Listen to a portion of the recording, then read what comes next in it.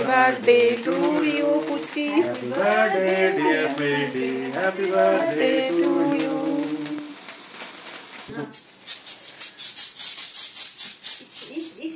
Muda.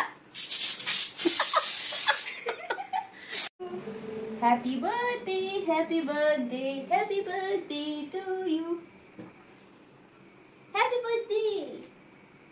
बार बार दिन ही आए, तू जिए हजारों साल, यही है मेरा दुआ। হবে নাকি করবে রে সব চাই না তো। হাই ফ্রেন্ড, আমি শিলা। আজ জন্মদিনে ইলিশের রেসিপি আপনাদের সঙ্গে শেয়ার করব। ইলিশ পাতুরি, তার জন্য দেখুন ইলিশ মাছ কেটে ধুয়ে পরিষ্কার করে নিয়েছি। দুটো ইলিশ মাছ নিয়ে এসেছি, সেখান থেকে মাছটা দেখুন কতটা ফ্রেশ। আর আমাদের এখানে দীঘার ইলিশ পাওয়া যায়, আর খেতেও যেরকম ভালো আর খুব টাটকাও পাওয়া যায়। এই দিয়ে আজকে তৈরি করব পাতুরি। আজ মেয়ের জন্মদিনে অনেক কিছুই রান্না করলাম আপনাদের সঙ্গে, সব কিছু শেয়ার করছি না, শুধু আজকের স্পেশাল মটন কারি। এটা ম্যারিনেট করে রেখেছি 1 ঘন্টা আগে থেকে। আর পাতুরি করব ইলিশ মাছে, তার জন্য সর্ষে, নারকেল, পোস্ত আর কালো সর্ষে, সাদা সর্ষে মিশিয়ে একটা পেস্ট বানিয়ে রেখেছি, মাখিয়ে রেখেছি।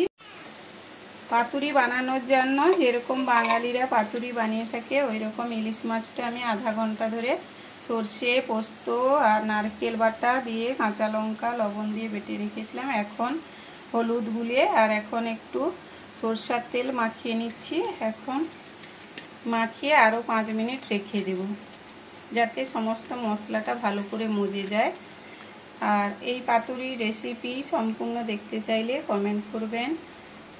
বাঙালিরা পাতুরি করতে জানবে না এটা হয় না, তাই সমস্ত বাঙালিরা প্রায়ই আমার থেকে অনেক ভালো পাতুরি করেন। তাও আমি যেভাবে আমার স্টাইলে বানাই ওটাই আপনাদের সঙ্গে শেয়ার করছি। আর কলা পাতা দেখবেন ফেটে যায়, একটু কলা পাতাটা বাজার থেকে এনে, আমার যেমন বাড়ির কলা পাতা তাই আমি কেটে নিয়ে এসেছি গাছ থেকে। আপনারা ওই পাতাটা একটু ফুটন্ত গরম জলে চুবিয়ে নিয়ে তারপর পাতাটা কেটে নেবেন, দেখবেন একটু পাতুরি ফেটে যাবে না আর মশলাটা বেরাবে না। আমি যেভাবে বানাই কলা পাতাটা চুবিয়ে, সেটাই আপনাদের বললাম। আপনারা চাইলে তাওয়ার উপর রেখে নরম করে নিতে পারেন পাতাটা। এখন পাতুরিটা আবারও আরেকটা আপনাদের গড়ে দেখাচ্ছি। যদি আমার এই রান্নাগুলো আপনাদের ভালো লাগে, প্লিজ চ্যানেলটাকে একটু লাইক, সাবস্ক্রাইব করুন। আপনাদের সাপোর্ট, ভালোবাসা ছাড়া এগোনো যায় না, তাই প্লিজ সাপোর্ট করার অনুরোধ থাকলো। এখন একটা চওড়া ফ্রাই প্যান বা কড়াইতে হালকা তেল দিয়ে কলা পাতাগুলো, পাতুরিগুলো দিয়ে ঢাকা দিয়ে আপনাদের ভেজে নিতে হবে। ভেজে নিলেই তৈরি হয়ে যাবে ইলিশ পাতুরি। আমি ঢাকা দিয়ে এভাবে 15 থেকে 15 মিনিট মতো রেখে ভেজে নিলেই তৈরি হয়ে যায় পাতুরি। এখন খুব ব্যস্ত তাই পুরো রেসিপিটা দেখাতে পারছি না। আমি প্রথমে গোটা গরম মশলাটা দিয়ে দিয়েছি, গোটা গরম মশলা, তেজপাতা দিয়েছি। এখন পেঁয়াজটা দিয়ে দেব। আজ আমার ছোট মেয়ের জন্মদিন, সেই উপলক্ষে বাড়িতে রান্না করেছি অনেক কিছুই। আর আপনারা যদি কোনো রান্না দেখতে চান, যেই রান্না আমি করেছি যদি দেখতে চান তাহলে কমেন্ট করে জানাবেন। আমি আপনাদের আমার রেসিপি অবশ্যই শেয়ার করব। দিয়ে একটু লবণ দিয়ে দিলাম যাতে তাড়াতাড়ি নরম হয়ে যায়। লাল লাল করে ভেজে নিয়েছি। এখন আদা রসুন বাটাটা দিয়ে দিলাম। আগে অল্প আদা রসুন বাটা দিয়ে মশলাটা ম্যারিনেট করে রেখেছিলাম মাংসটা।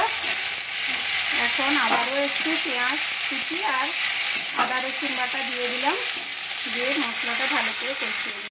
এখন ম্যারিনেট করা মটনটা দিয়ে দিলাম, দিয়ে এখন ভালো করে একদম 45 মিনিট ধরে লো আঁচে কষাতে থাকবো। আর মাঝে মাঝে ঢাকা দিয়ে নাড়া দিব আর কষাবো।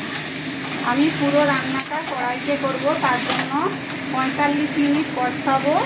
তারপরে জল দিয়ে আবার একটু 20 মিনিটে আপনাদের মটনটা হয়ে যাবে। আর কড়ার স্বাদ কুকারের স্বাদের থেকে অনেক আলাদা হয়। আর এই রেসিপিটা ফলো করুন। যদি ভালো লাগে প্লিজ চ্যানেলটাকে লাইক সাবস্ক্রাইব করুন। প্রচণ্ড গরম, তার মধ্যেও বাচ্চাদের খুশি করার জন্য তো মায়েরা সবসময় রেডি থাকে। তাই মেয়ের পছন্দের বড় বড় ধাংস আলু দিয়ে মটনের ঝোল। মাংসটা কষে গেছে এবং তেলও ছেড়ে গেছে, কতটা কালারফুল আর দেখতে যা অসাধারণ হয়ে গেছে একদম। মাংসটা 45 মিনিট ধরে আমি কষিয়ে নিয়েছি। দেখুন মাংস থেকে হাড়গুলো ছেড়ে এসছে, মানে আমাদের কষানোটা একদম হয়ে গেছে। এখন ঝোল বানিয়ে নেব। হাই ফ্রেন্ড, আজ আমার মেয়ের জন্মদিন উপলক্ষে মেয়েকে 5 রকম ভাজা, ফ্রাইড রাইস যা যা পছন্দ করে ওগুলাই করেছি।